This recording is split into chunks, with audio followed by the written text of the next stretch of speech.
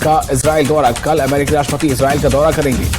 अमेरिकी राष्ट्रपति का इजराइल दौरा कल। अमेरिकी राष्ट्रपति जो बाइडेन इजराइल का करेंगे दौरा। इजराइल और हमास के बीच चल रहा है संघर्ष। ऐसे में अमेरिकी राष्ट्रपति का दौरा माना जा रहा है अहम।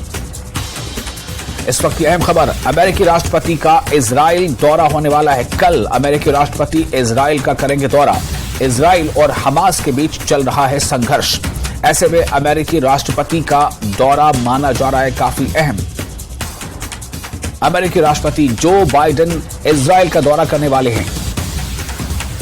खबरों के मुताबिक कल अमेरिकी राष्ट्रपति इजराइल का दौरा करेंगे। इजराइल और हमास के बीच चल रहे युद्ध के बीच इस दौरे को लेकर काफी अहम माना जा रहा है।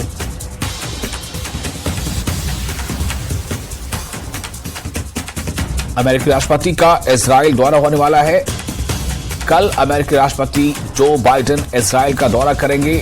हमास और इजराइल के बीच चल रहे संघर्ष के बीच अमेरिकी राष्ट्रपति के दौरे की काफी अहमियत से देखा जा रहा है।